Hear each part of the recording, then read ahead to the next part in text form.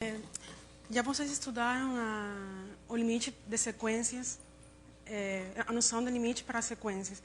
Então, hoje, a gente vai ver uma generalização para funções.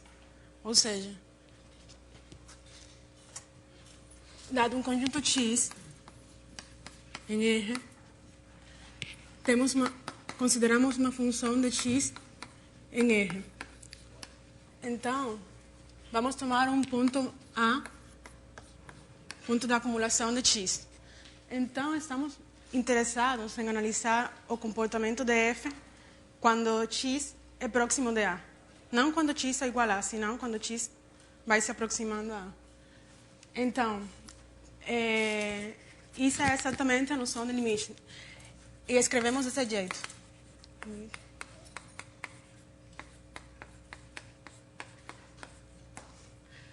Isso quer dizer que a função f no ponto x, quando x é próximo a, f vai ser próximo dele.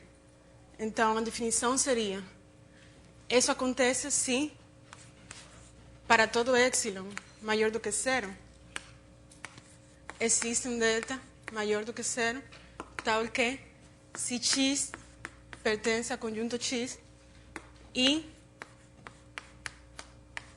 0 menor do que x menos a, menor do que delta, módulo. Então,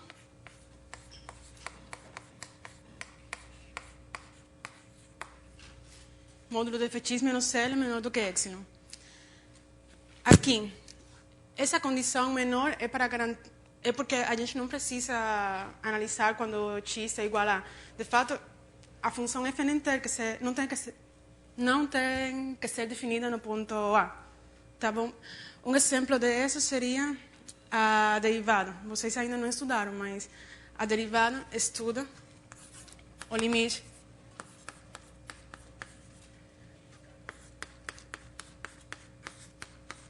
se esse limite existir, isso seria igual à derivada de x de f no ponto A. E é claro que essa função não está definida para x igual a. Então, aqui também não tem que ser assim.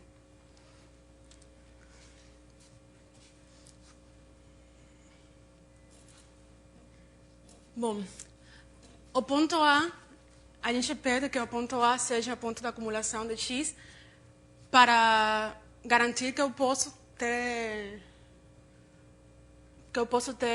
o x tão próximo de A quanto eu quiser. Tá? Então, para negar essa... É importante também, para algumas aplicações, a negação dessa convergência. Por exemplo, que quer dizer que o limite de f de x não seja igual a L. Pode ser que ele não exista ou que exista, mas seja diferente dele. Então, para escrever isso formalmente, seria assim.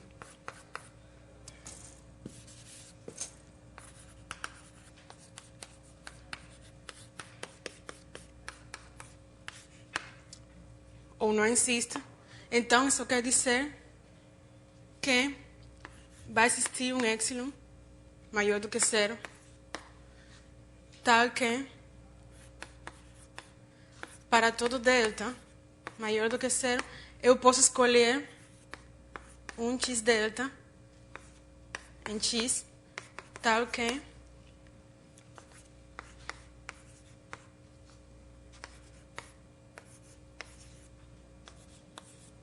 mais f de x menos L maior ou igual do que epsilon. Tá bom? Isso seria negar que o limite de f de x é igual a L. Agora, vamos ver o seguinte teorema.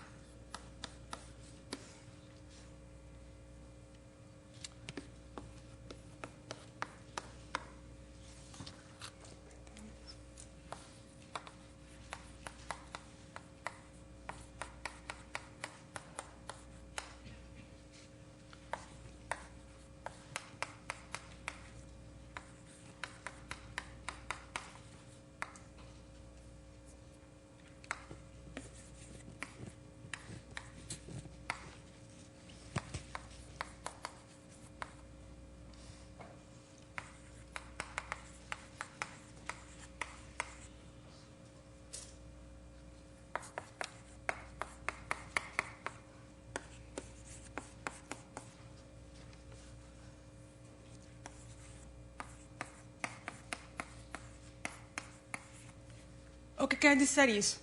Que se eu tenho duas funções e eu analiso o limite delas quando x tende para a, então, se esses dois limites, um é menor do que o outro, então, numa vizinhança do ponto A, essas duas funções, uma delas vai ser estritamente menor do que a outra. A que tem um limite menor. Tá? Então, demonstração.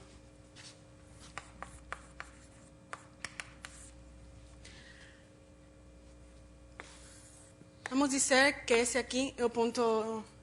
Aqui está o L e aqui está o M. Tá? M maior do que L. Então, vamos chamar K igual a L mais M sobre 2, que seria o ponto médio deles dois.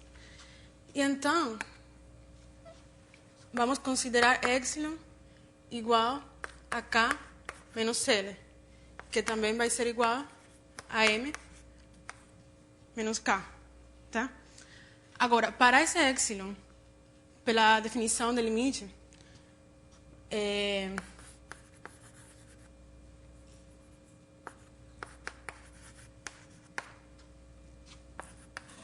escolhemos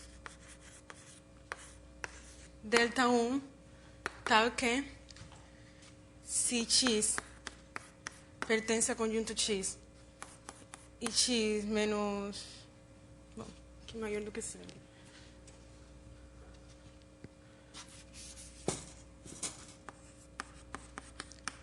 X menos a menor do que delta 1, então f de x menos L menor do que epsilon. Aqui tá, essa é a definição de... Aqui estamos usando que o limite de quando x tende para a de f de x é igual a L. Tá? Então, para esse mesmo epsilon, também podemos escolher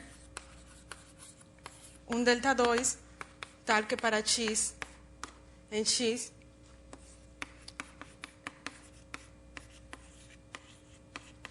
temos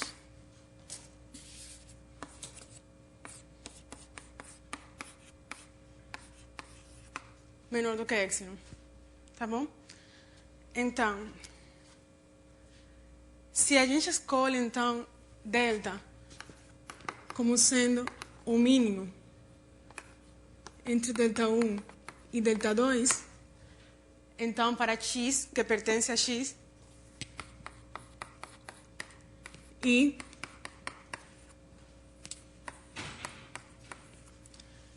temos as duas condições.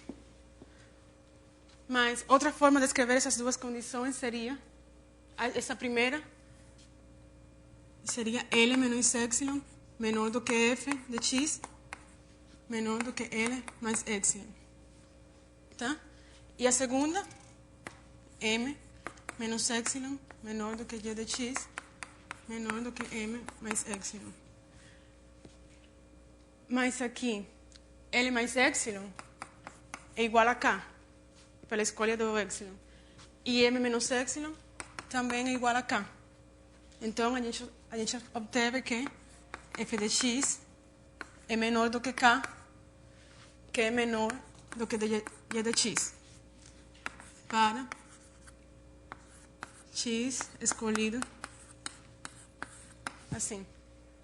Então, fica a prova do teorema.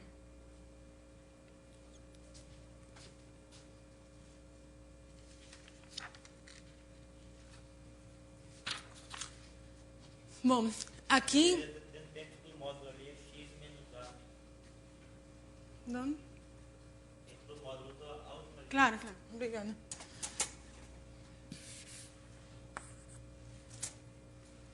Então, aqui é importante nesse teorema que L seja menor estrito do que M. Porque para a gente ter um epsilon positivo, foi necessário que a diferença seja positiva. Então, se L for igual a M, eu não posso garantir que numa vizinhança de A, uma função vai ser menor do que a outra. Também, bom, é claro que esse sinal pode ser maior também, não tem problema nenhum, é a mesma prova. Então, como colorário, seguinte.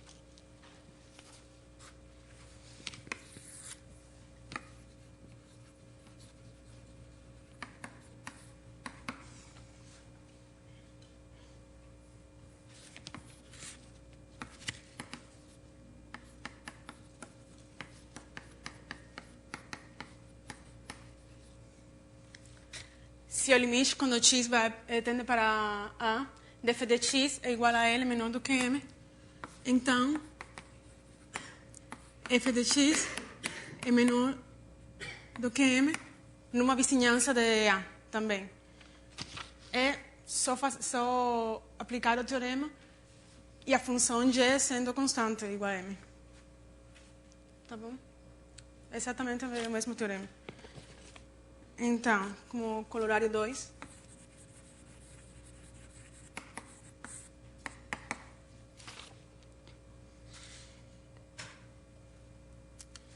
se limite, quando x tende para A, de f de x igual a M,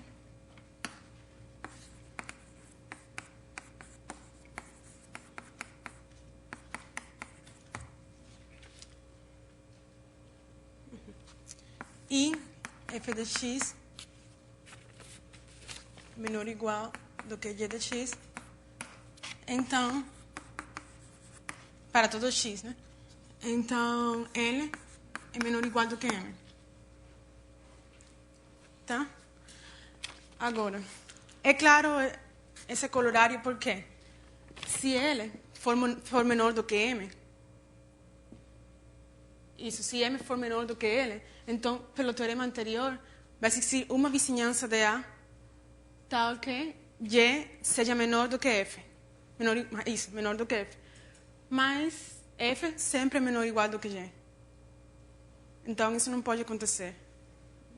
Vai ser necessário que ele seja menor ou igual do que M. Está claro o colorário?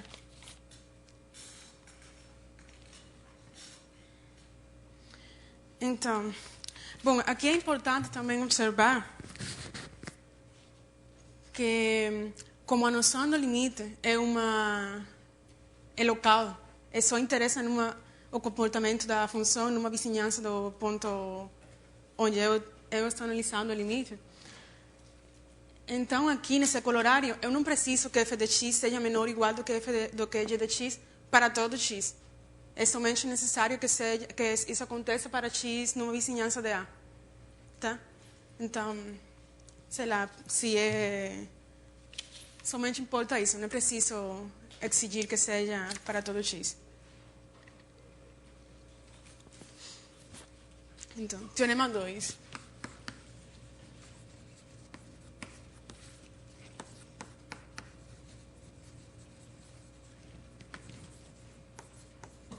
No sanduíche.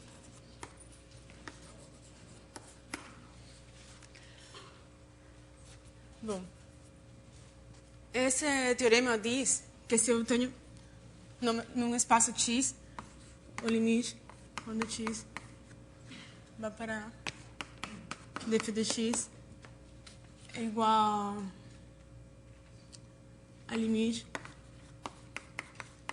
quando x tende para a de g de x igual a L. E eu tenho uma função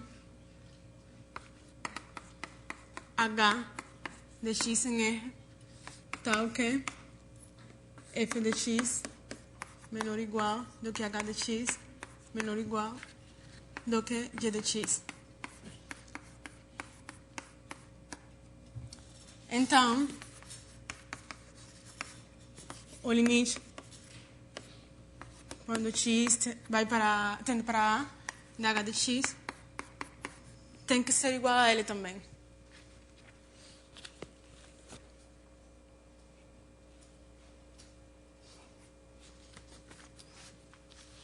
Então, a demonstração do teorema.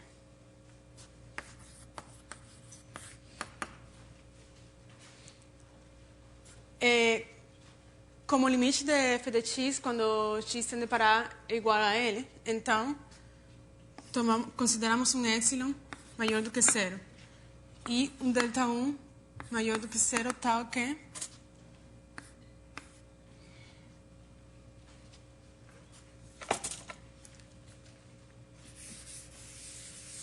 vou colocar aqui embaixo, tal que 0 implica que f de x menos L menor do que epsilon. Ou seja,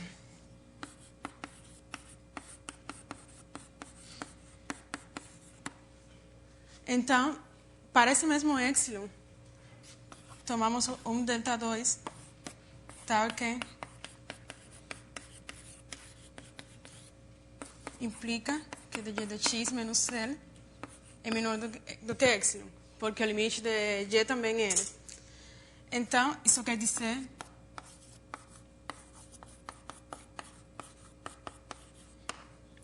mas, como a gente tem essa relação aqui, então temos o seguinte: L menos epsilon é menor do que f de x, menor ou igual do que h de x, menor ou igual do que g de x, menor do que L mais epsilon. E isso é para todo x tal que onde delta é escolhido como o mínimo de delta 1 e delta 2, para garantir que essas duas condições se satisfaçam. Tá bom? Então, essa condição aqui me diz que o limite, quando x tende para a de h de x é igual a n. Porque o epsilon eu escolhi desde o começo, e então, para esse epsilon, eu consegui um delta tal que h de x satisfaz que ela está entre L menos epsilon e L mais epsilon numa vizinhança de A.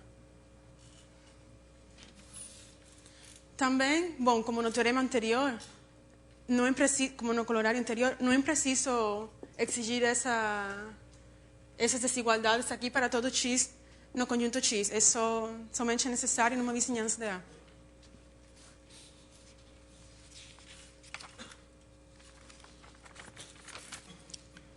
Agora, um teorema importante é relacionar essa noção de limite com sequências. Então, temos o seguinte teorema.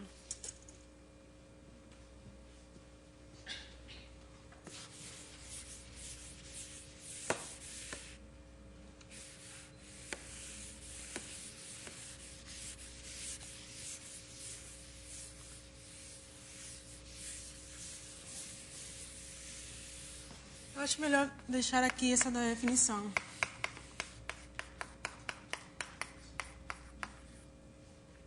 Tá? Posso pagar aqui?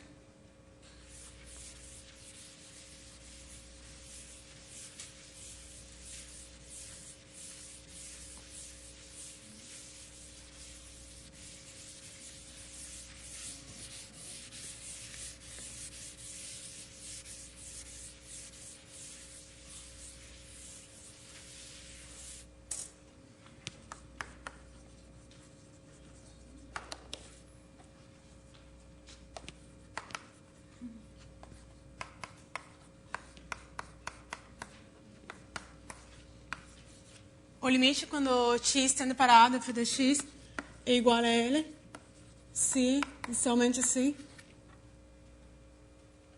para toda sequência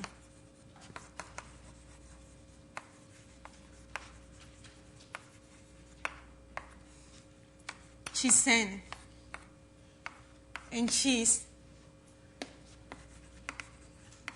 com limite de xn é igual a tensor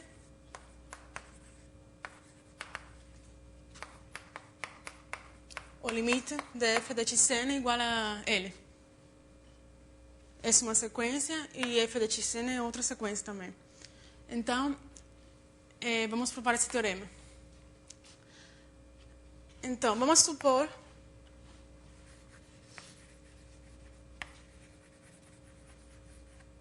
primeiramente, que o limite, quando x tende para a de f de x, é igual a L.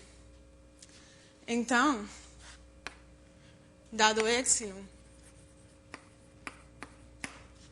existe delta, tá ok?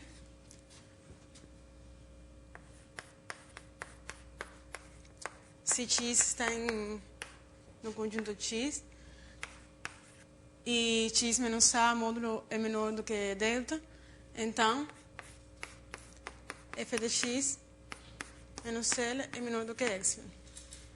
Agora, consideramos uma sequência xn cujo limite é a qualquer.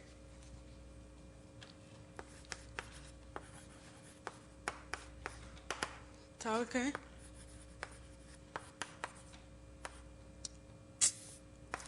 Limite de xn igual a.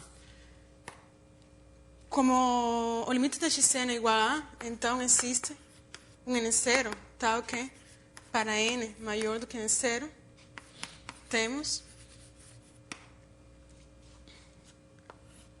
xn menos a é menor do que delta.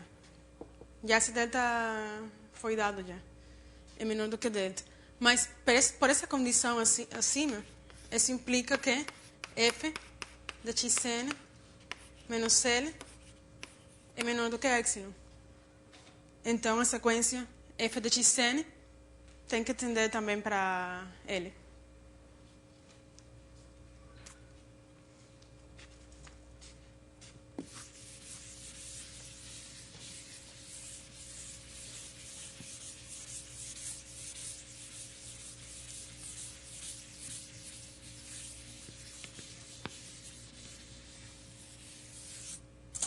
Agora, para outro lado da prova, vamos suponhamos que para toda sequência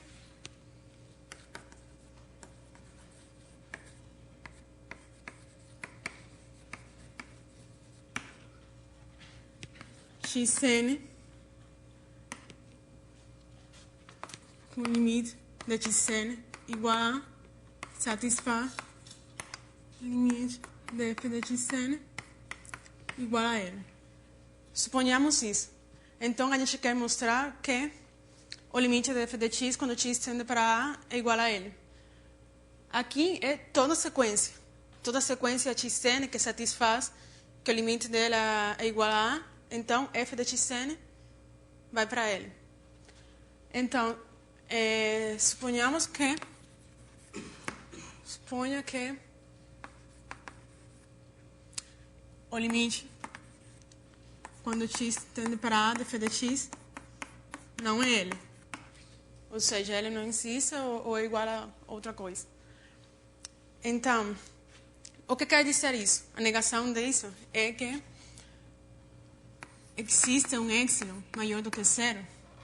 Então, escolhendo delta como 1 sobre n,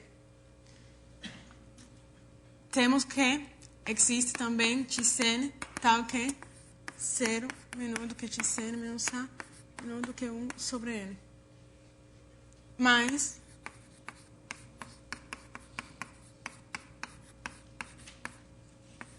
maior ou igual do que epsilon. Essa é a negação. Eu estou negando que o limite de f de x é igual a L. Então, para o delta, eu escolhi 1 sobre n, porque para qualquer delta. Para esse 1 sobre n, eu escolho um número qualquer, xn. E isso, então, por essa condição, vai formar uma sequência tendendo para A. Mas que f de xn não pode ir para L, porque a diferença, o módulo de diferença é maior do que epsilon. Então, é um absurdo. É uma contradição. Não posso... O limite de f de x tem que ser igual a L, necessariamente.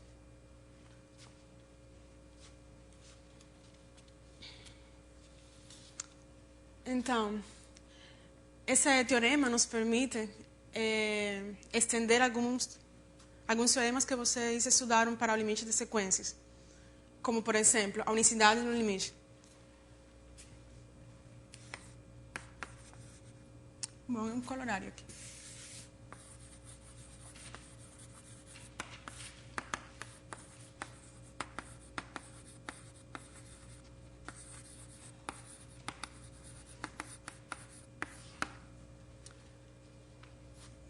Então, se o limite, quando x tende para a de f de x é igual a L, e o limite quando x tende para a de f de x é igual a M, então, necessariamente, L tem que ser igual a M. Por quê? Porque é um corolário do teorema anterior.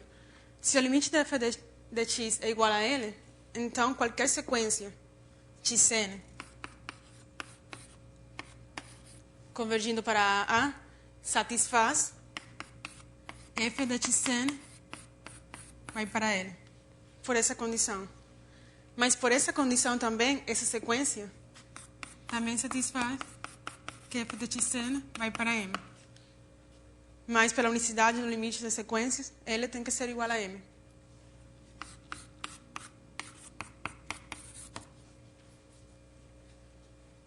Ficou claro o colorário? Então, outro colorário.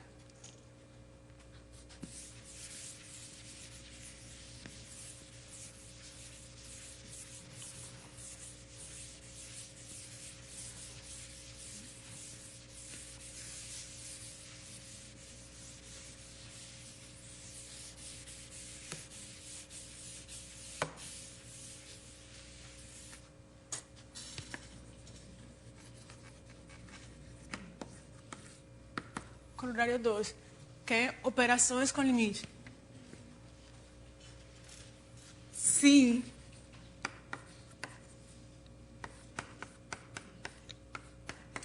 o limite de f de x é L e o limite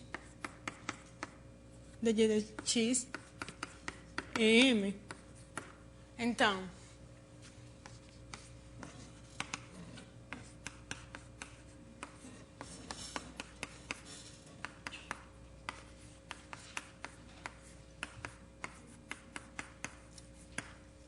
o limite da soma é a soma dos limites. E a mesma coisa com diferença.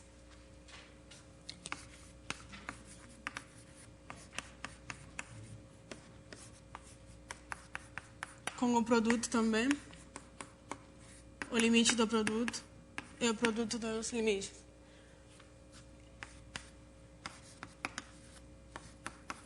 E também o limite de f de x sobre g de x é igual a L sobre M se M é diferente de zero. Tá?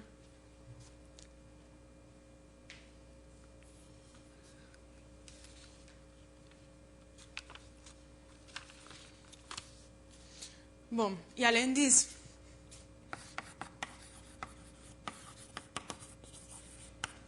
se o limite quando x tende para a de f de x é igual a zero e g é limitada numa vizinhança.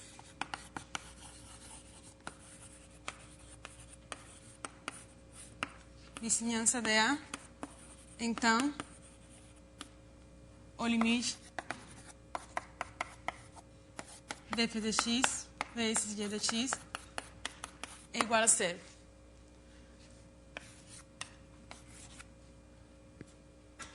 Então, para ver esse colorário, para que fique mais claro, se o limite de quando x tende para A de f de x mais g de x, bom, para ver que isso é igual a L mais M, pegamos uma sequência também xn.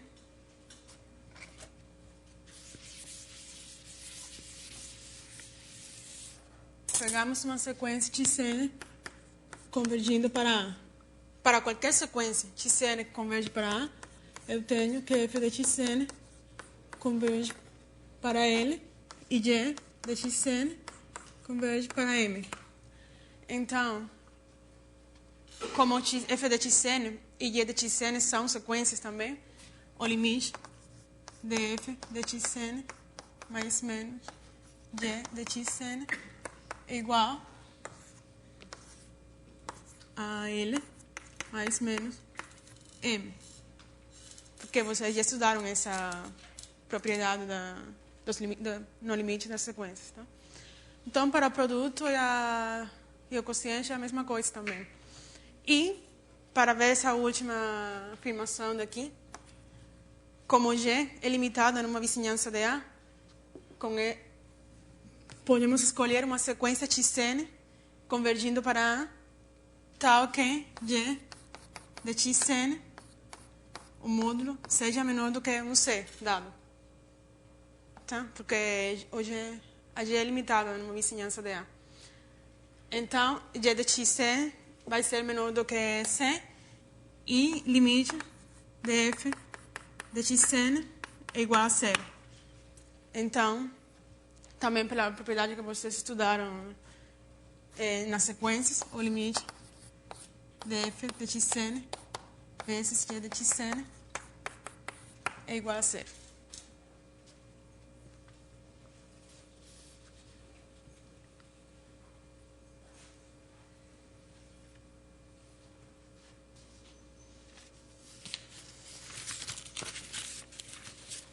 Então, alguma pergunta até agora?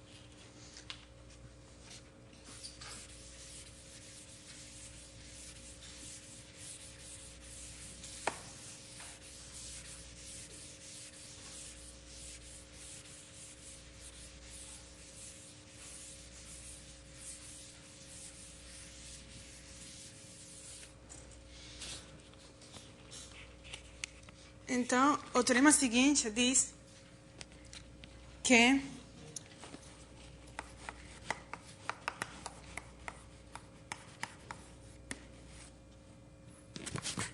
como sempre A é ponto de acumulação. Então, diz que se o limite de f de x, quando x tende para A, existe,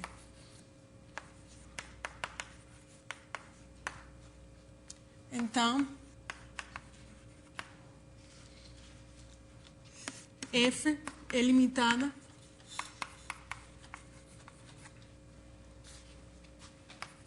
numa vizinhança limitada em uma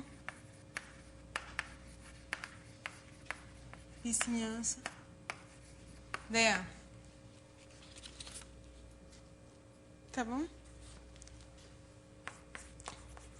Demonstração do teorema.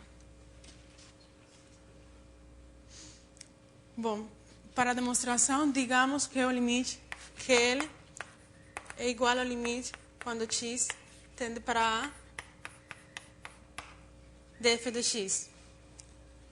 Então, sabemos que dado epsilon maior do que zero, temos essa condição. Então, em particular, para epsilon igual a 1 também.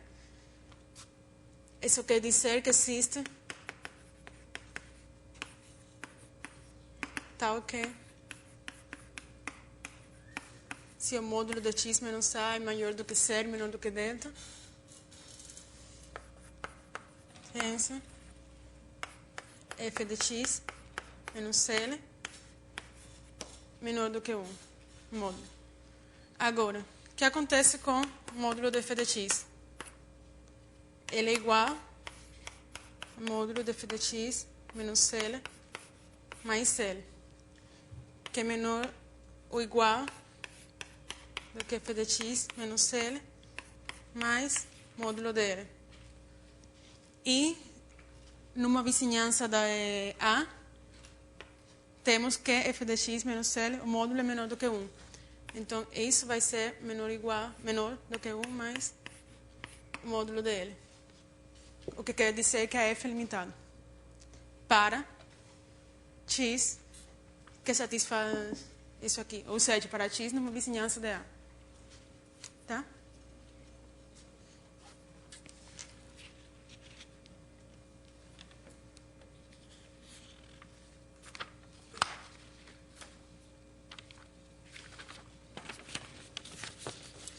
Então, para concluir essa parte, vamos ver alguns exemplos para fixar mais a definição do limite.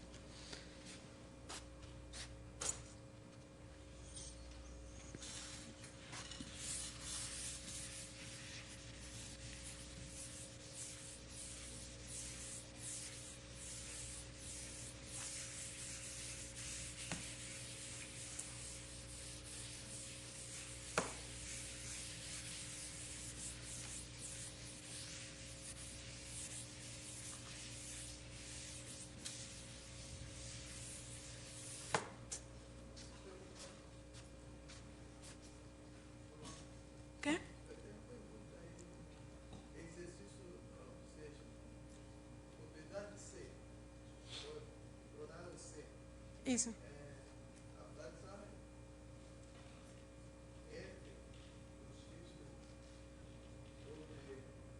G de x.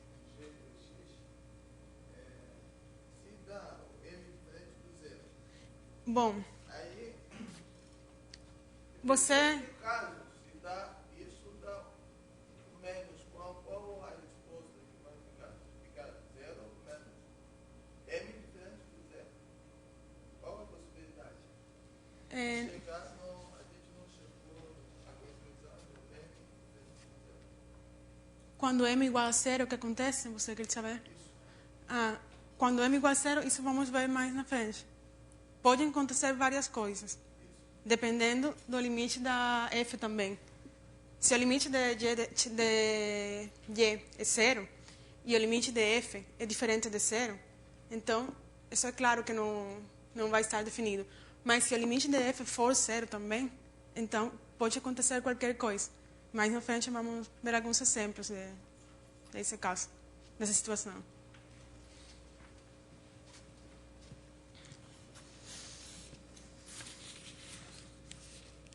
Então, é o seguinte exemplo.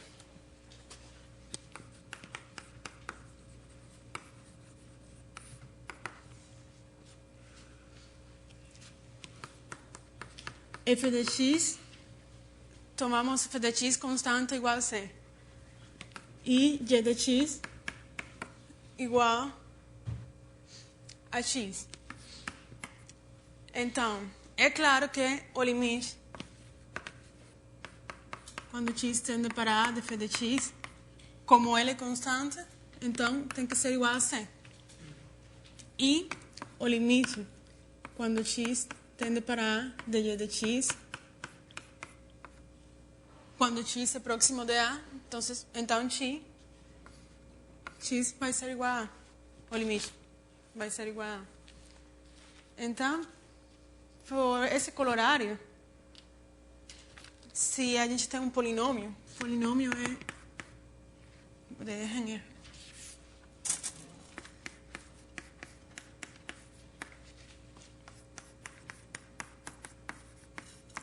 Sendo igual a p de x igual a zero, mais a1x, bom, a2, x2, e a n, x a n.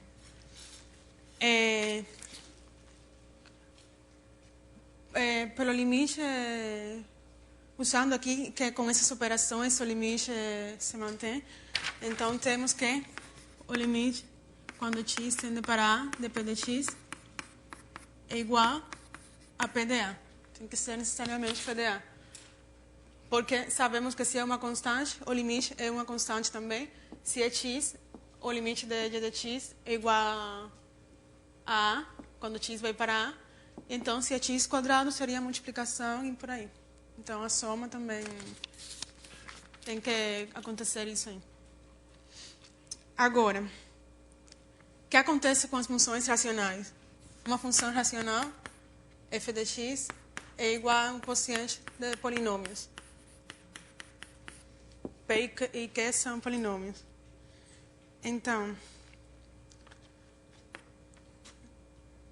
aqui o limite, quando x tende para a de f de a, de f de x, vai ser igual a f de a se q de a for diferente de zero. É claro, porque quociente, se o limite é diferente de zero, pelo item C do colorário, temos que o limite de f de x é f de a. Agora, o que acontece se q de a for igual a zero? Esse aqui é um caso particular da dúvida que ele teve. Não é, nem sempre vai ser um quociente de polinômios. Mais na frente vamos ver outras situações. Mas aqui nessa situação, se q de a for igual a zero, isso quer dizer que o polinômio q de x é divisível por x menos a. Tá bom? Agora,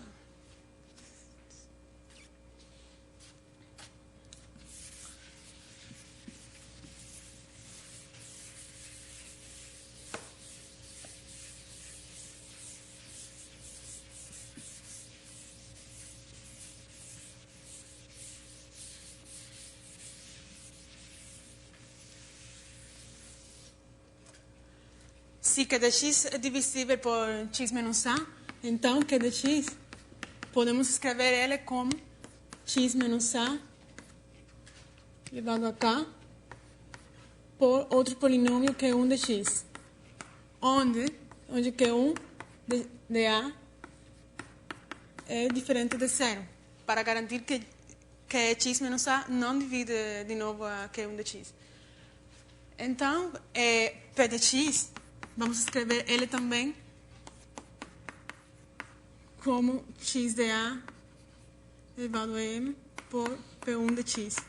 M poderia ser zero. X menos a não tem que dividir a P de x. Então, assumimos de novo que P1 de a é diferente de zero.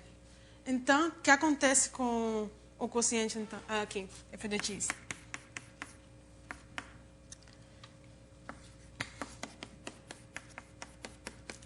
Aqui temos várias situações. A primeira, se k é igual a m. Se k é igual a m, f de x vai ser igual a P1 de x sobre Q1 de x. Tá? E Q1 de x, de a, é diferente de zero. Então, o limite de f de x, quando x tende para a, vai ser igual a P1 de a sobre Q1 de a. ¿Será necesario que K sea distinto de cero? M distinto de cero. Que si é necessário que m seja distinto de zero. Porque si M es distinto de cero, tenemos que P de x es igual a P de 1 de x. Sim, poderia ser. Aqui, bom, esse é um caso geral de a gente tem dois polinômios e quer analisar o que acontece com o limite quando dividimos eles. Então, já nós vimos que não temos problema nenhum se Q de a é diferente de zero. Mas se Q de a for igual a zero, então escrevemos Q dessa forma. Mas P, eu não tenho nenhuma informação sobre P. P de a pode ser zero ou não. Se P de a for zero, então é claro que M tem que ser maior do que zero. Mas se P de a for distinto de zero, então M tem que ser zero. Porque se P de a for diferente de zero, x menos a não pode dividir a P de x. Então aqui é zero. Mas então, aqui é outra coisa, analisando várias situações. Aqui, se K é igual a M, é claro que M tem que ser maior do que zero, então, nessa situação específica. Porque já a gente assume que K tem que ser positivo. Porque Q de A vai ser igual a zero aqui, nessa situação. Tá bom? Então, se K for igual a M aqui, esse limite é igual a P1 de A sobre Q1 de A. Já não vai ser P de A sobre Q de A, porque Q de A era zero, então não pode acontecer. Mas aqui, se K for igual a M, se cancelam esses fatores e fica uma coisa bem definida. Então, se K for maior do que M. Se K for maior do que M, f de x vai ser igual a x menos a elevado a k menos m, que é 1 de x sobre P. Aqui é P. P1 de x sobre Q1 de x. Tá? E aqui k menos m é positivo. E Q de A é diferente de zero. Então, nessa situação, o limite de f de x quando x vai para A, aqui vamos obter Q1 de A, que é diferente de zero, e aqui acima obtemos zero. Então, esse limite vai ser zero também.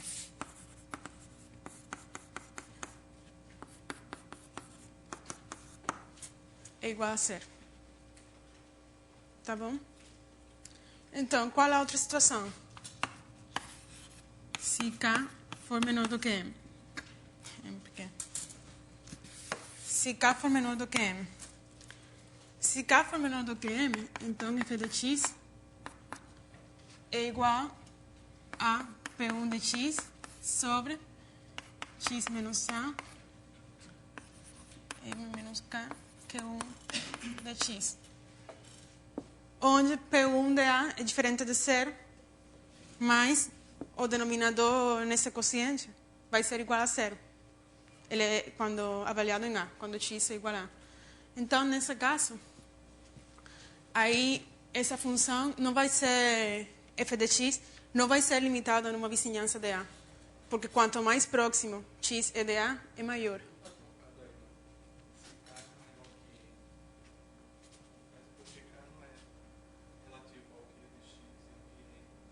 Como?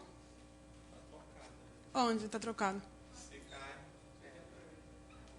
é maior que Ah, é porque aqui, como eu inverti aqui, então estou confundindo. Bom, aqui acho que é mais fácil se eu fizer isso. Porque... Assim, tá bom? É porque como eu coloquei acima em outra ordem, então... É aqui. O que acontece, então? PD1 em A é diferente de zero. E o quociente vai ser igual a zero quando em A. Sim? Já que você entendeu o PQ, também mexe o índice não é uma potência. Aí eu vejo, tá?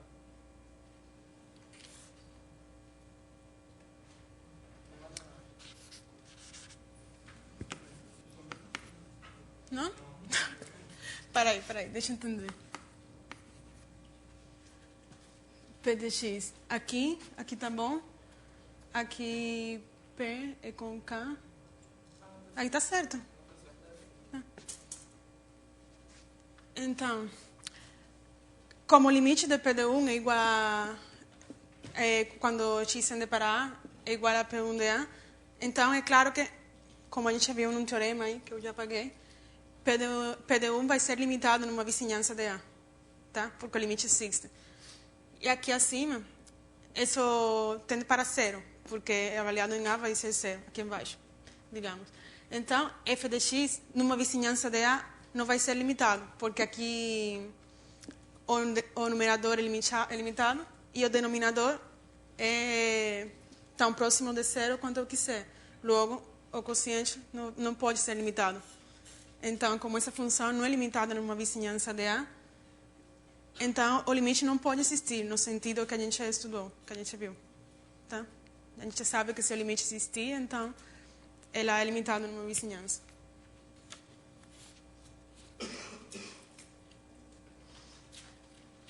Então, esse é uma análise da situação com o limite de quociente de duas funções quando o denominador é igual a zero, o limite é igual a zero. Em geral, quando não são polinômios, como nesse caso, você tem mais variedade de resultados, de coisas que podem acontecer.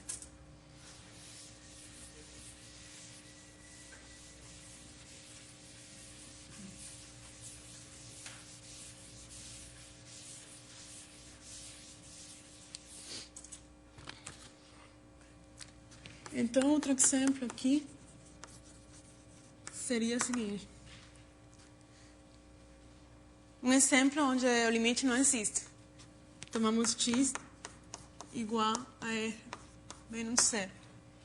E f de x é igual a seno de 1 sobre x. Uma forma de mostrar que o limite não existe é o seguinte. A gente tem que o limite existe se somente se qualquer sequência xn tendendo para A, f de xn tendendo para A também. Então, se eu consigo duas sequências tendendo para A, xn, yn tendendo para A, e f de xn e f de yn têm limites diferentes, ou algum deles não existe, então o limite não pode existir. Então, aqui, consideramos essa sequência. xn igual a 2 sobre 2n menos 1 π. Tá? É claro que o limite de xn é igual a zero. Porque n vai para infinito. E o que acontece com f de x? F de xn é igual a seno de 2n menos 1 sobre 2 π. Mas essa seno de 2n menos 1 sobre 2π vai ser igual sempre a mais ou menos 1, dependendo da paridade da n. Então, é claro que esse limite não pode existir, porque se n, dependendo da paridade, ele toma valores alternados. Então, esse limite não existe quando n vai para infinito. Então, como esse limite não existe, o limite de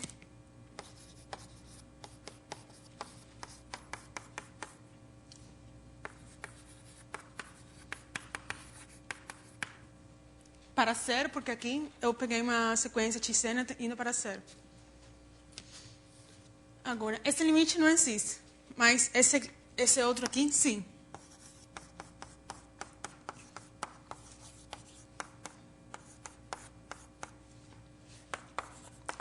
Quando x vai para zero. Por que esse limite existe? É uma multiplicação. X está indo para zero e seno de 1 sobre x não existe o limite, mas ela é limitada por 1. Então, como ela é limitada por 1 e x está indo para zero, esse limite tem que ser igual a zero. Tá?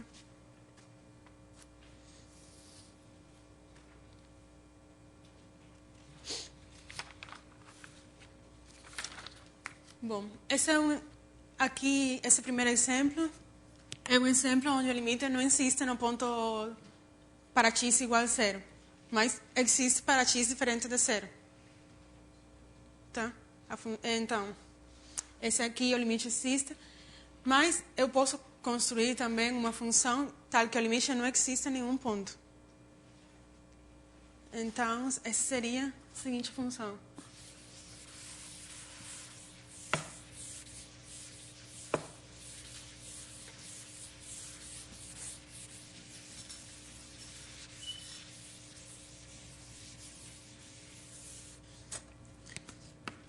F de x é igual a zero se x é racional. E é igual a 1 se x é irracional. Tá? F de Rn. Bom, na verdade é 0, 1, mas tudo bem. Agora, consideramos um ponto qualquer A, arbitrário. Dado A, eu consigo uma sequência xn pertencendo aos racionais, tal que xn tende para A. E consigo também uma sequência εn de racionais, tal que εn tende para A. Então, se o limite existisse, qualquer sequência tendendo para A, eu tenho que qualquer sequência xn tendendo para A, eu vou ter que f de xn tem que convergir para o limite. Ainda não sei qual é o limite. E f de εn também tem que convergir para a mesma coisa. Mas f de xn, como xn vai ser racional, f de xn sempre vai ser igual a zero. E como ele é constante igual a zero, o limite tem que ser zero. E aqui, yn, ele vai ser irracional sempre. Logo, f de yn tem que ser igual a 1. Ele é constante igual a 1, então o limite é 1. Mas 0 é diferente de 1. Então, o limite em A não pode existir. E A é arbitrário, é qualquer A.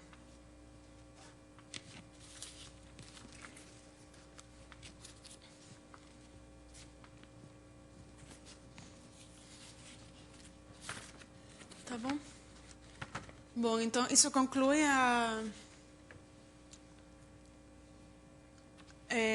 a primeira parte.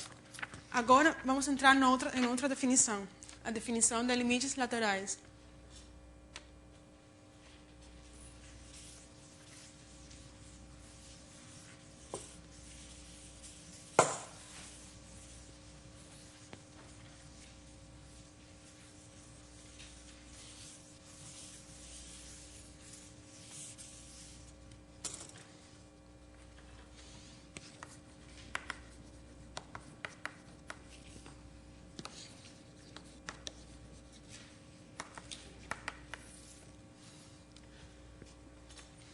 Bom, para limites laterais, vamos introduzir a noção de ponto de acumulação à esquerda e à direita. Bom, nós sabemos que um ponto A é ponto de acumulação do conjunto X se em qualquer vizinhança de A vai existir um ponto de X, do conjunto X. Tá bom? Então, dizemos que A é um ponto de acumulação à direita e denotamos assim, ponto de acumulação à direita. Se toda vizinhança de A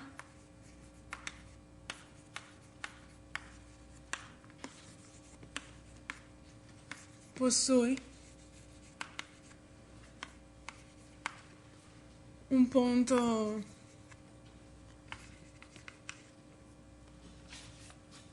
X de X, tal que X é maior do que A.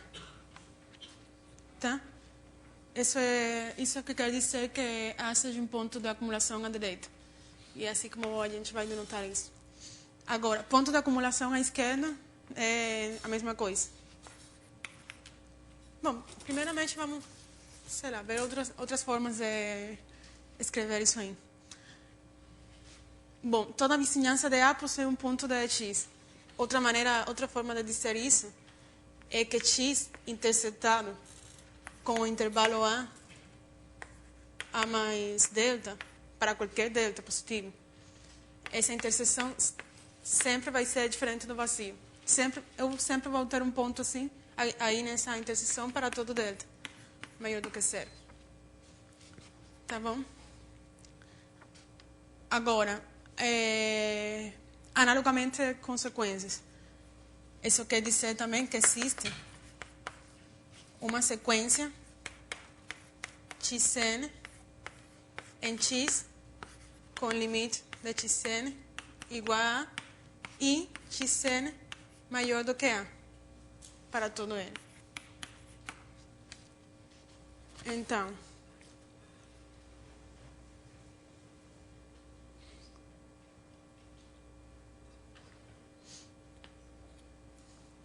e bom, também podemos dizer também que A é ponto de acumulação do conjunto Y, quando Y é X interceptado com A mais infinito. Um ponto de acumulação ordinário do conjunto Y. Então, todas essas definições também para A sendo ponto de acumulação à esquerda. Ou seja, quer dizer que toda vizinhança de A possui um ponto. Toda vizinhança do A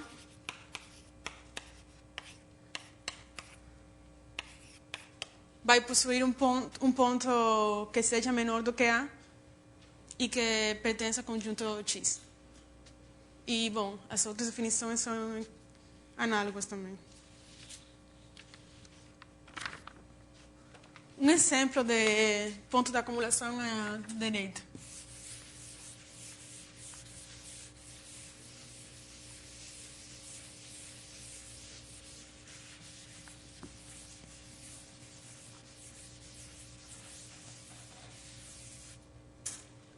Aqui no conjunto, se x for igual ao conjunto 1 meio,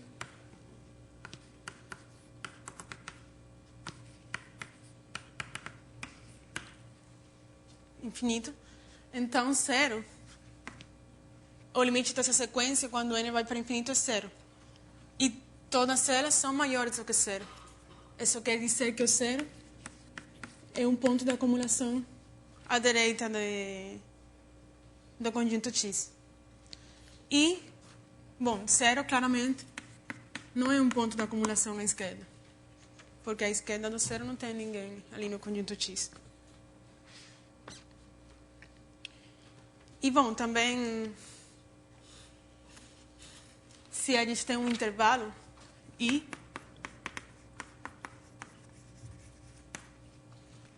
e C é um ponto de acumulação à direita e à esquerda de I, então isso quer dizer que C está no interior do intervalo. É claro, né? Se é um ponto de acumulação à esquerda e à direita, quer dizer que em toda a vizinhança de C eu tenho pontos que pertencem a I. Mas como I é um intervalo, ou seja, é uma coisa dessa forma. Se eu tenho um ponto, toda a vizinhança de C tem um ponto à direita e um ponto à esquerda, qualquer vizinhança. E se esses dois pontos estão, vão estar todos os pontos entre eles, porque é um intervalo. Logo, C está no interior de I. E, bom, é claro que se C é um ponto de acumulação à direita, por exemplo, mas não é um ponto de acumulação à esquerda, ou seja, tem intervalo, se C é um ponto de acumulação à direita. Aqui, dada qualquer vizinhança, existe um ponto que pertence aí, mas à esquerda não é. Dada nenhuma vizinhança tem um ponto daí. Isso quer dizer, então, que C é o extremo inferior do intervalo. O mesmo acontece para o extremo superior. Se C pertence é um ponto de acumulação à esquerda, mas não é um ponto à direita, então ele tem que ser um extremo superior do intervalo I. Então, a definição de limite à esquerda, então, seria, e à direita, limites laterais.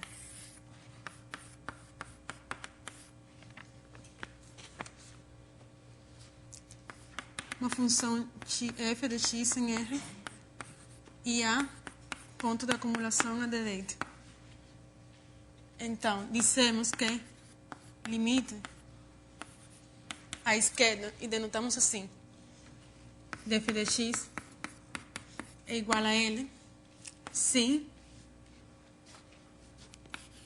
para todo epsilon maior do que 0, existe um delta maior do que 0, tal que 0 menor do que x menos A menor do que delta. Aqui não precisa módulo, porque como A é um ponto de acumulação à direita, todo x nessa vizinhança vai ser maior do que A. Então, aqui não precisa de módulo.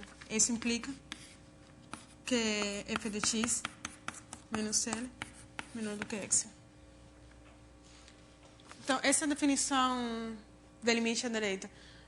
A mesma coisa, limite à esquerda. Se A for um ponto de acumulação à esquerda, então existe um delta tal que 0 é menor do que A menos x menor do que delta, vai implicar que o módulo de f de x menos L é menor do que epsilon.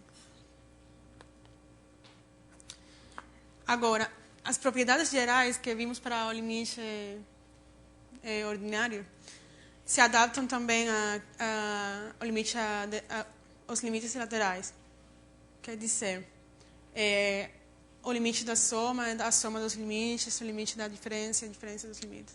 Produto e quociente quando o denominador é diferente de 0.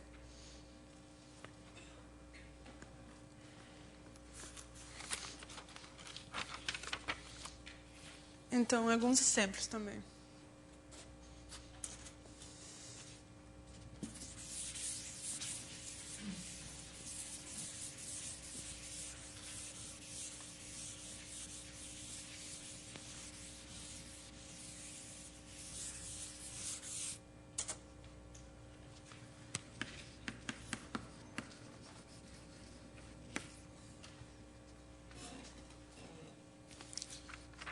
Uma coisa importante também dos limites laterais é que... Deixa eu escrever aqui embaixo. O limite, quando x vai para A, df de x, existe se A for um ponto de acumulação, à direita e à esquerda, né? Se A pertence. Esse limite existe se e somente se os limites laterais existem e são iguais.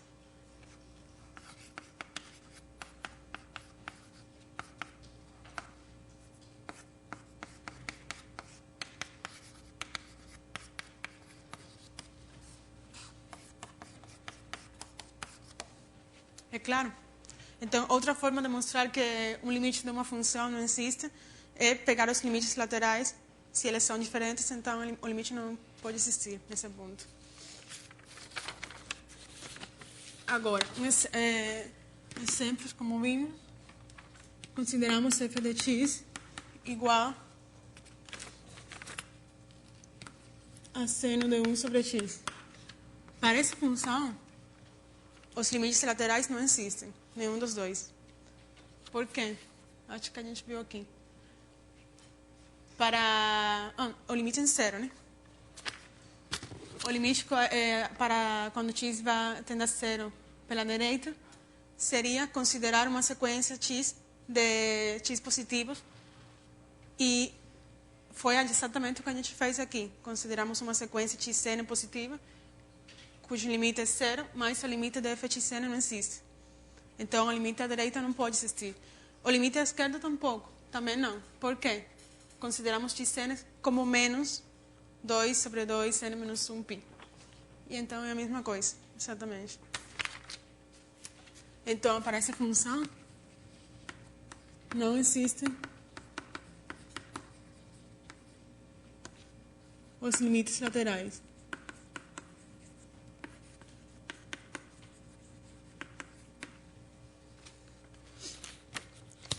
Agora, para a função de dx igual a x sobre módulo de x. Bom, essas funções todas estão definidas em R menos zero. Aqui essa não está definida em zero e aqui também não. Essa função, os limites laterais sim existem. Por quê? G de x sobre x é igual a 1 sobre módulo de x é igual a 1 se x for maior do que zero. E se x for menor do que zero, ela é igual a menos 1. Logo, para x maior do que zero, ela é constante igual a 1. Isso quer dizer que o limite quando x lateral, quando x vai para zero pela direita, vai ser igual a 1. E o limite quando x tende para zero pela esquerda, de g de x é igual a menos 1. Porque nos dois casos elas são constantes. Igual a 1, igual a menos 1. Tá bom? Isso também garante que o limite, quando x vai para zero dessa função, não existe, em geral. Porque pela direita e pela esquerda são diferentes.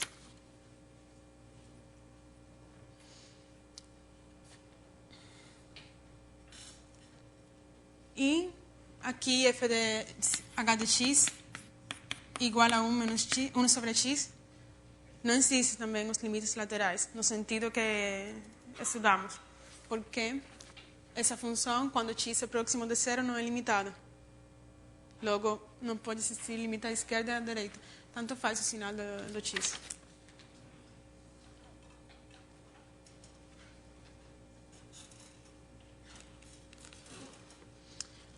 Mas também temos exemplos de funções que existe o limite à direita e não existe à esquerda, e vice-versa.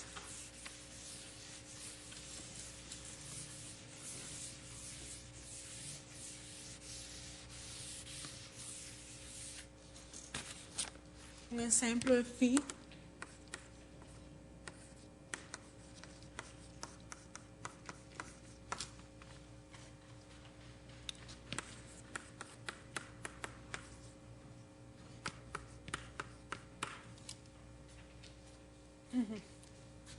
O que acontece quando, com o limite,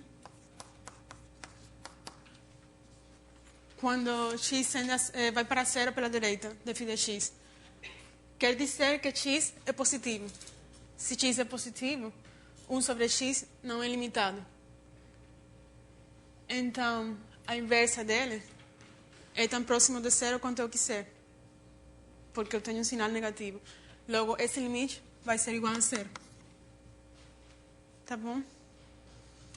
Mas, o limite de φ de x, quando x tende para zero pela esquerda, o que acontece? Então, x vai ser negativo. Logo, menos 1 sobre x é positivo. E é tão grande quanto eu quiser. Mas exponencial não é limitado quando x é no infinito. Logo, essa função também não vai ser limitada numa vizinhança de zero quando x é negativo. Então, esse limite não existe.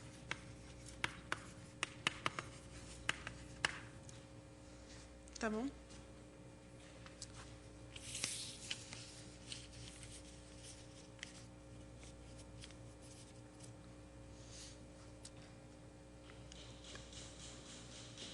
Então, para o seguinte teorema, temos que definir a noção de função monótona.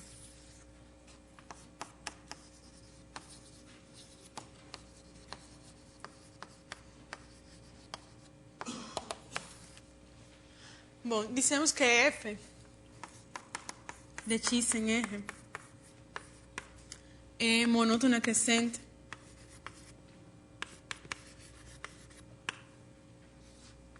acho que se escreve não decrescente. Então, se para x menor do que y, temos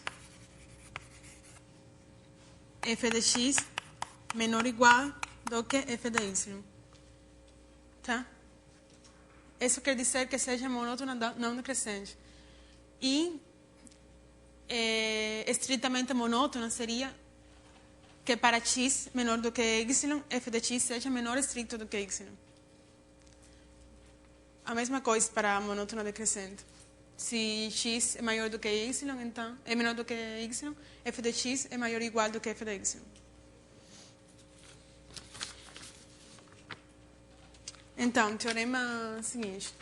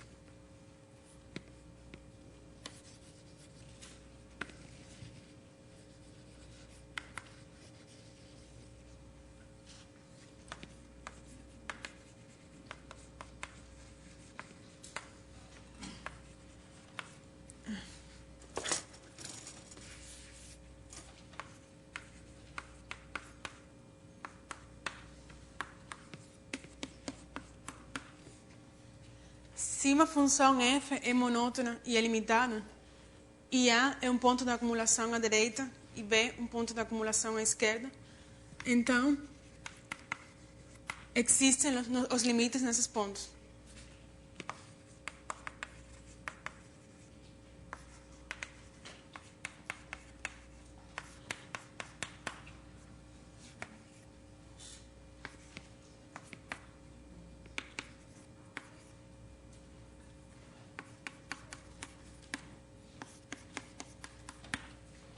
Tá? Uma função monótona limitada, quaisquer dois pontos, que sejam pontos de acumulação à direita ou à esquerda, então vão existir um limite nesses pontos. Como prova disso, é o seguinte. Bom, vamos supor que, para fixar ideias, que a função f é monótona não decrescente. Tá? Suponhamos f monótona não decrescente.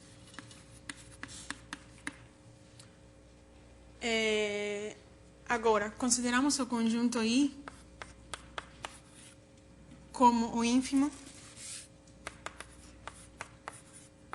de f de x tal que x pertence ao conjunto x e x é maior do que A. Tá? Consideramos esse conjunto.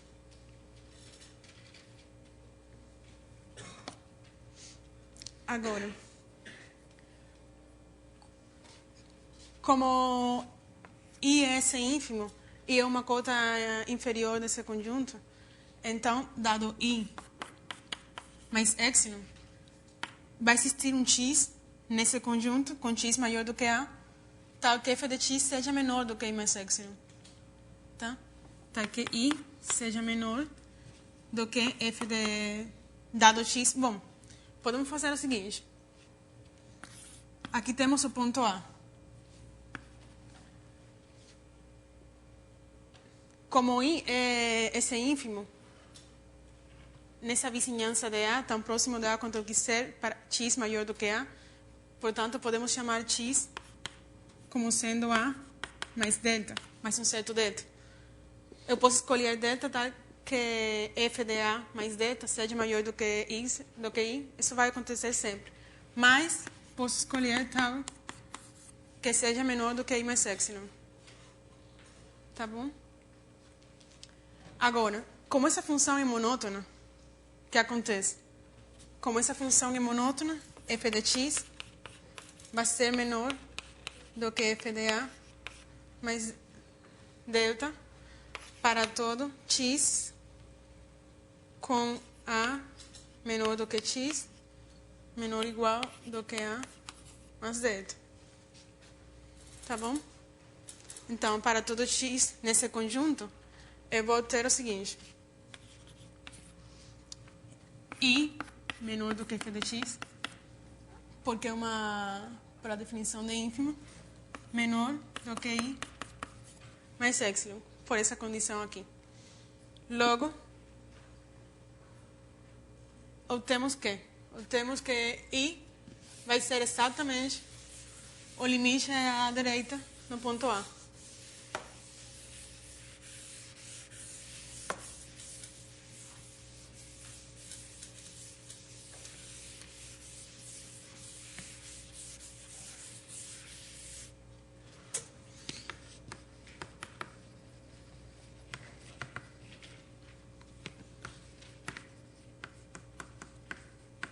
Existe e ele vai ser igual a I.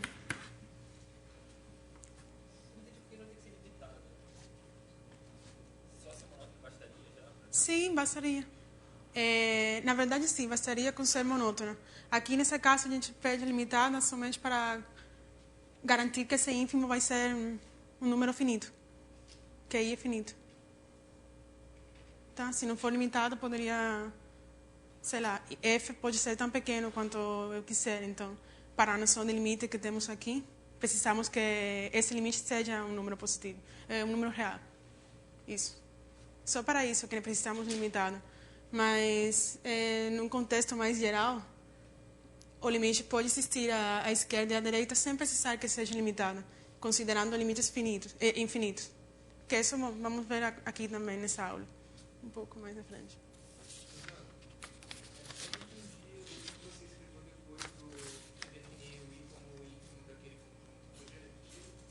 Sim, claro. Depois de definir aqui, esse I, é o seguinte.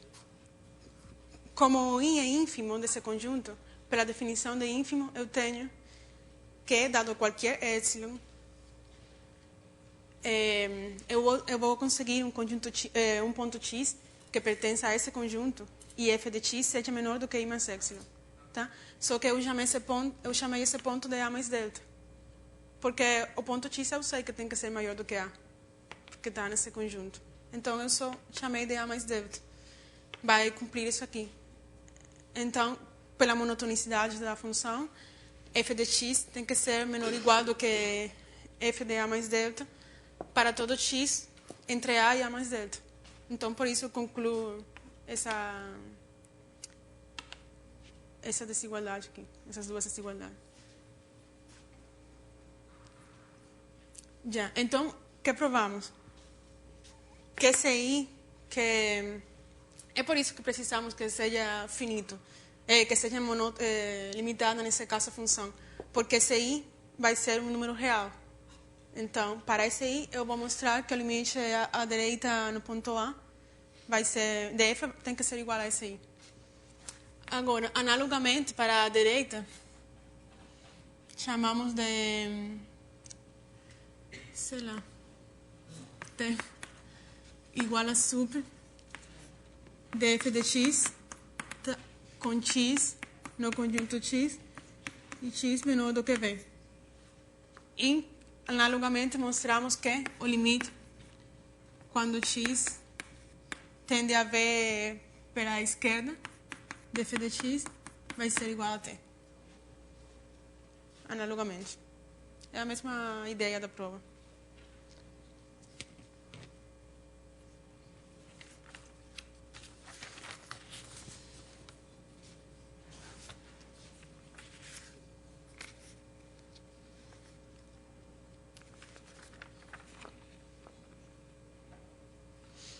Bom, então agora vamos estudar vamos estender também essas definições de limite que vimos para limites no infinito. Quando limite de x, quando analisamos essa expressão df de x igual a L, o tempo todo a gente supõe que A é finito e que L é finito. Então, agora vamos ver o que acontece quando A é mais ou menos infinito e L é mais ou menos infinito. Tá bom?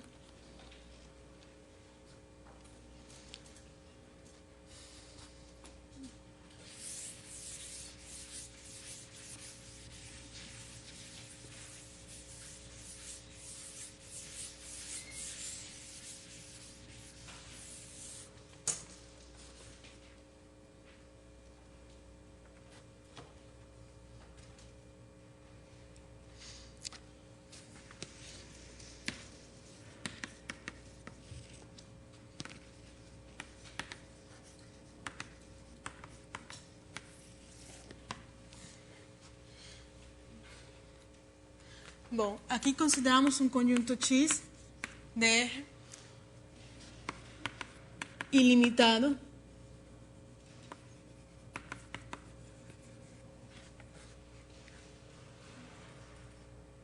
superiormente.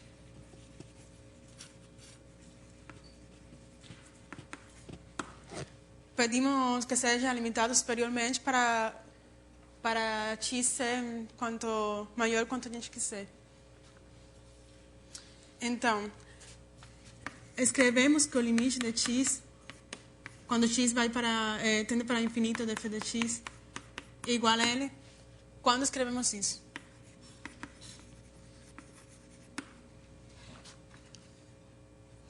Para todo epsilon maior do que zero. Já a gente escolhia um delta tal que a diferença entre x e o ponto onde eu estou analisando o limite seja menor do que delta. Mas, nesse caso, eu não estou analisando o limite em um número real, senão no infinito. Logo, eu vou pedir o seguinte, que para todo epsilon maior do que zero, exista um A maior do que zero, tal que para x no conjunto x e x maior do que A, temos f de x menos L menor do que epsilon. Essa é a definição quando x vai para mais infinito. Analogamente, limite quando x vai para menos infinito, df de x é igual a L, se para todo epsilon maior do que zero existe um A maior do que zero também, tal que para x em x, com x menor do que menos A, porque x está indo para menos infinito, temos f de x menos L módulo menor do que epsilon.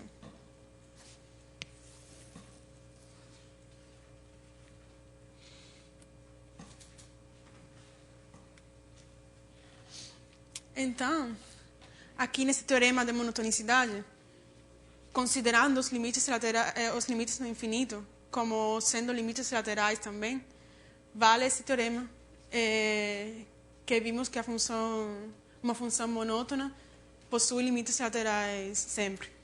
E aqui nesse caso, bom, se a função não é limitada, não tem problema, o limite pode ser finito ou infinito.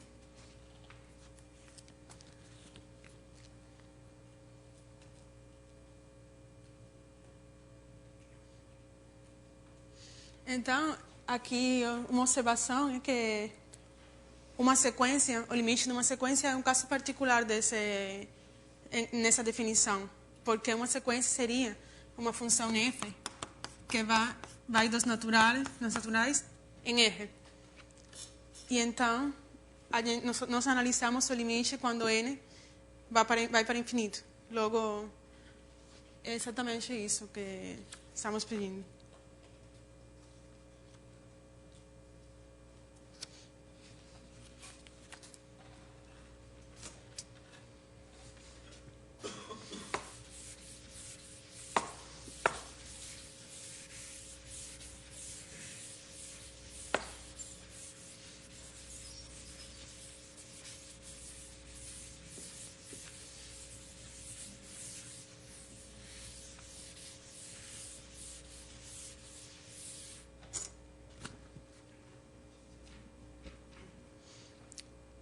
Bom, como exemplo, aqui temos alguns exemplos básicos.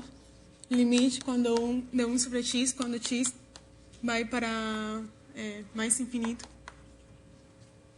Quer dizer, quando x vai para mais infinito, esse número vai sendo pequeno, tão próximo de zero quanto eu quiser. Logo, esse limite é zero. O mesmo acontece quando x vai para menos infinito. Tá? O sinal mudando e também não tem problema. O limite é aqui, de seno de x.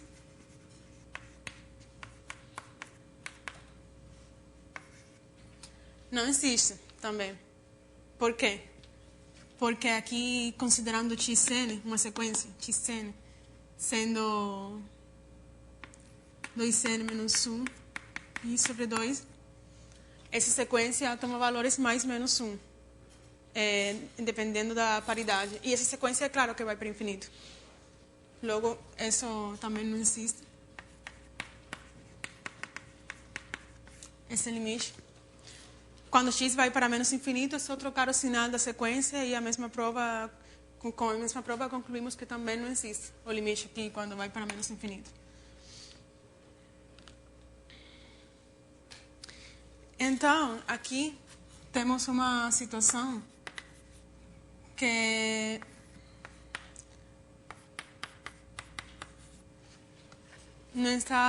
a gente não estudou ainda. O limite de e elevado a x quando x vai para infinito, esse número é tão grande quando a gente quiser. Logo, alguma coisa me diz que vai se aproximando, não vai se aproximando a nenhum número especificamente, mas ele é sempre, sei lá, para qualquer número que eu escolher, eu vou ter sempre um x, tal que essa função em x é maior do que esse número. Então, para isso, precisamos introduzir outra definição para estudar situações como essas.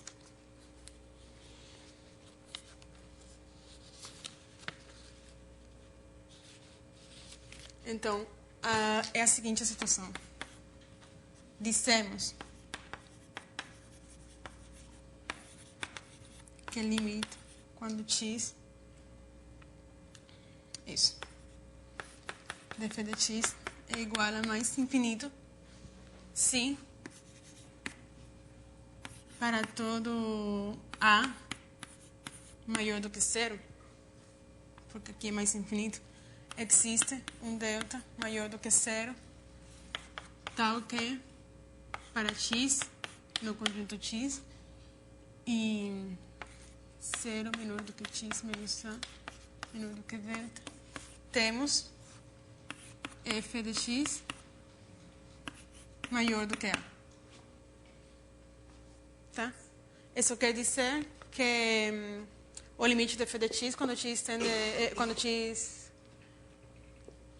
vai para a, é mais infinito. E é o que acontece nessa situação aqui acima. Só que aqui o a seria mais infinito. Uma questão de notação. Então, bom, poderíamos concluir isso aqui. Então, aqui são análogos também definições como, por exemplo, quando aqui limites laterais, à esquerda ou à direita. Seria só retirar o módulo e ver o que acontece para cada lado de A. E, igualmente, o limite quando A é mais ou menos infinito é análogo. É análogo não. É facilmente estendível por vocês. Eu acho que a definição é clara.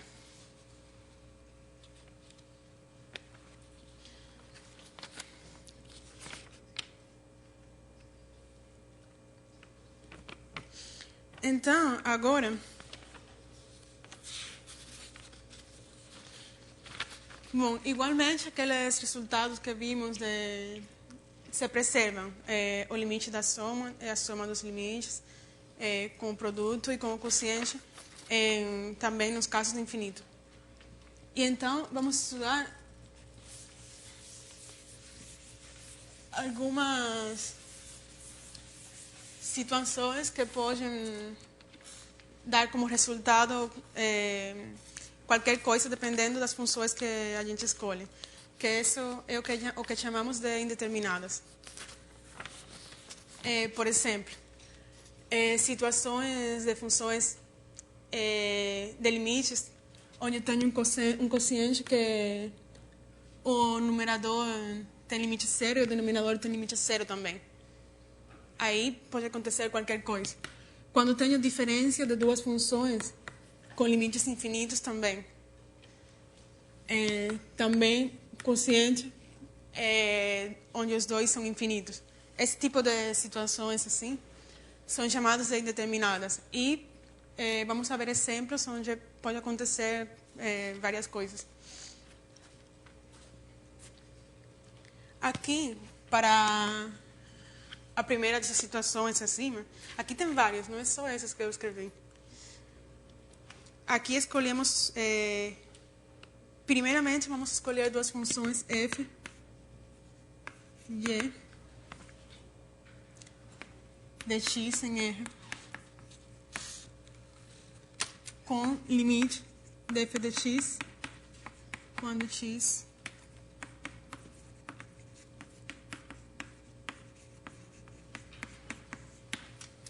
vamos escolher essas duas funções, tais que o limite quando x tende para a vai ser igual a zero, mais o limite de f de x sobre g de x pode ser várias coisas. Por exemplo, vamos escolher elas tais que o limite seja c. Para isso, escolhemos f de x igual a c vezes x. Nessa situação, o limite quando x vai para zero de f de x é igual a zero. Tá? E escolhemos g de x igual a x. Aqui também o limite quando x tende para zero de g de x é igual a zero. Mas o quociente que acontece com ele. O limite quando x vai para zero de f de x sobre g de x, f de x sobre g de x, isso seria f de x sobre g de x é igual a c, porque o x se cancela. Mas esse limite vai ser igual a c. E c foi um número real escolhido arbitrariamente. Logo, nesse caso, dado qualquer c, a gente mostrou que eu posso escolher duas funções cujo limite é zero, mas o quociente tem limite c. Tá? Então, agora vamos ver outra situação onde o limite também é zero, mas o limite do quociente não existe. Para isso, consideramos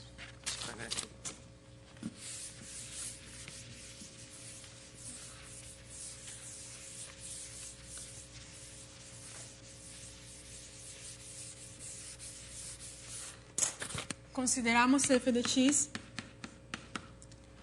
igual a x seno de 1 sobre x. E g de x igual a x.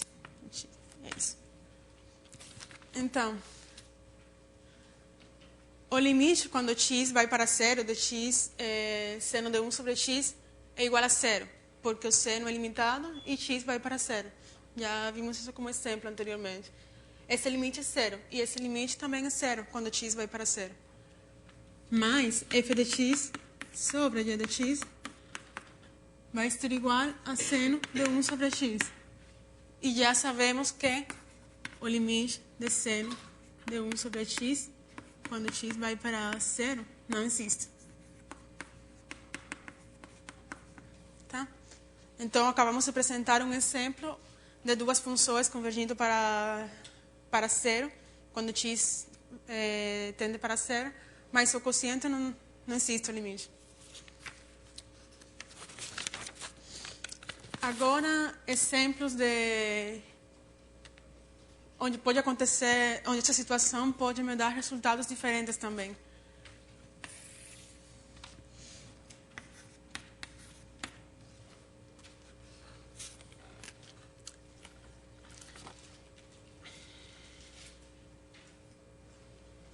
Agora, vamos fazer a mesma coisa com C. Vamos escolher um número real C e considerar duas funções tais que o limite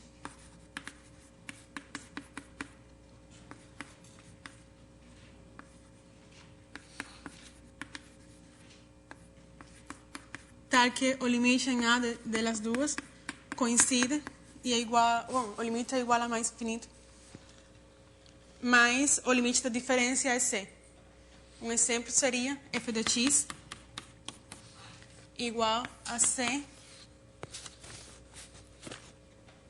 mais 1 sobre x menos A quadrado. Aqui, na verdade, deixa eu comentar aqui.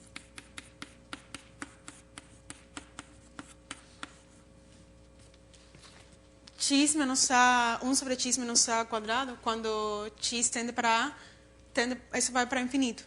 Porque é próximo de zero, logo, esse quociente não é limitado, vai para infinito. Ele é positivo, então é mais infinito sempre. E essa diferença, as duas vão para mais infinito, e a diferença delas vai ser igual a C. Logo, o limite da diferença é C. Aqui eu coloquei essa função, mas vale qualquer função indo para infinito. Não precisa ser 1 sobre x menos A quadrado. E então, aqui outra situação que poderia acontecer.